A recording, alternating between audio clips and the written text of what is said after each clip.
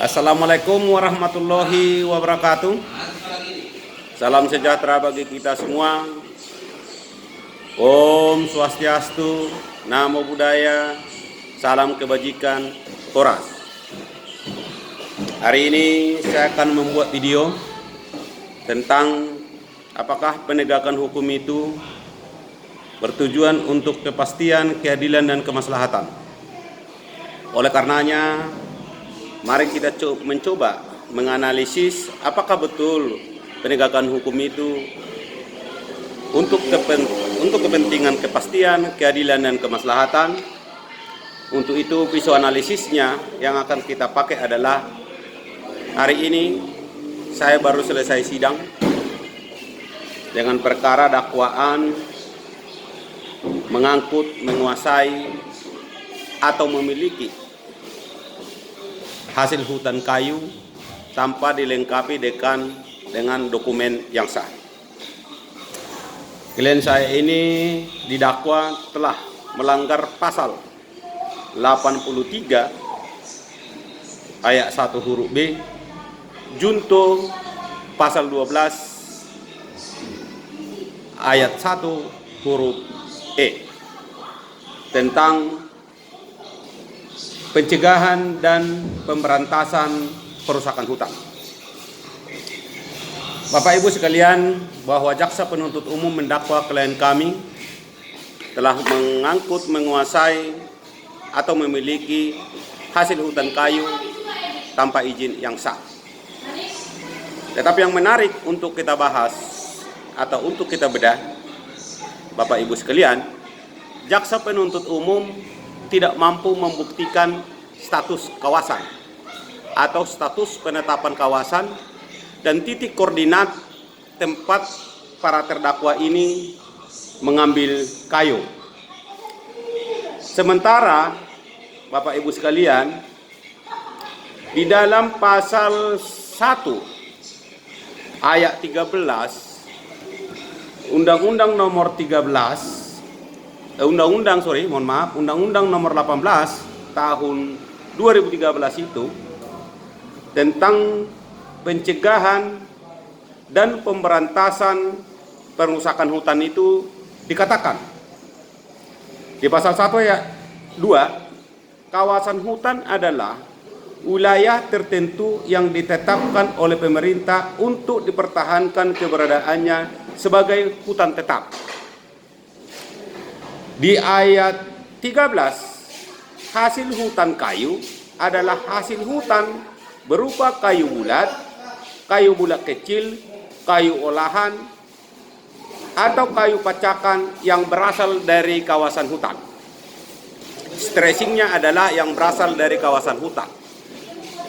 Maka oleh sebab itu, unsur penting dalam perkara yang didakwakan oleh jaksa penuntut umum itu yang harus dibuktikan adalah unsur kawasan. Unsur kawasan. Akan tetapi Bapak Ibu sekalian, jaksa penuntut umum tidak membuktikan atau tidak dapat memperlihatkan titik koordinat tempat di mana para klien kami itu mengambil hasil hutan kayu itu, dan juga tidak membuktikan status penetapan terhadap kawasan hutan yang dimaksud itu. Yang menarik lagi Bapak Ibu, bahwa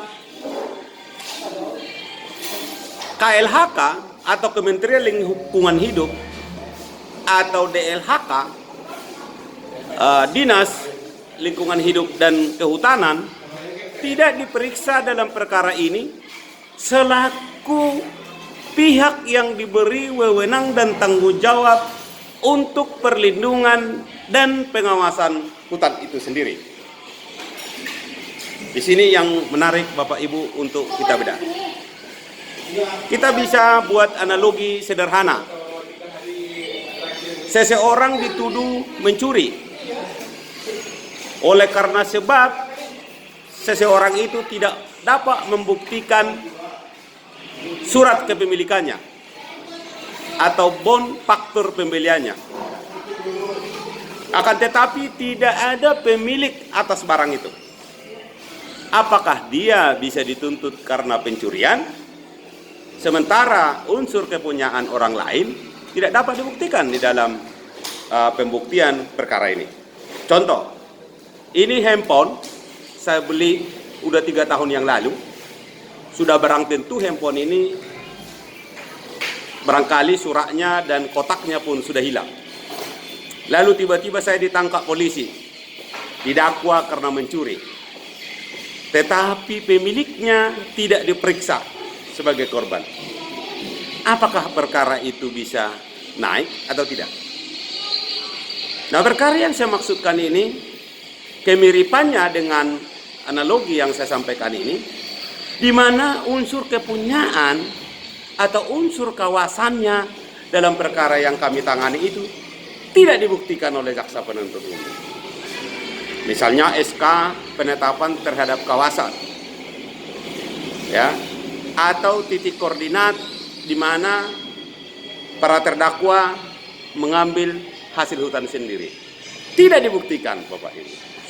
Maka oleh karena itu, untuk kepastian, untuk keadilan, untuk kemaslahatan, maka hukum itu ditegakkan harus berdasarkan hukum itu sendiri.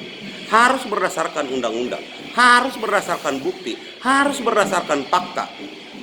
Nah, oleh karenanya kasus ini sekarang sudah di tangan majelis. Kita tunggu bagaimana majelis hakim berpendapat terhadap perkara ini. Di sini 100% kepercayaan dan keyakinan hakim untuk memutuskan apakah perkara ini terbukti atau tidak terbukti. Video ini bukan dalam rangka untuk mengintervensi majelis. Mohon maaf, kita tidak mengintervensi karena majelis diberi kemerdekaan yang seluas-luasnya oleh undang-undang, oleh negara untuk berpendapat, ya, untuk memutuskan satu perkara yang sedang ditanganinya. Mari kita berdoa. Saya juga meminta dan memohon kepada kita semua agar kita semua ikut berdoa agar kiranya klien saya ini bisa bebas dari segala dakwaan. Yang perlu saya sampaikan kepada Bapak Ibu, yang didakwa ini adalah supir truk.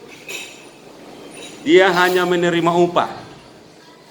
Lalu yang lain tukang singsok, keong. Dia juga disuruh. Tapi beginilah perlindungan hukum terhadap individu masyarakat kita. Mudah-mudahan ke depan penegak hukum, baik polisi, baik kehutanan, supaya lebih hati-hati.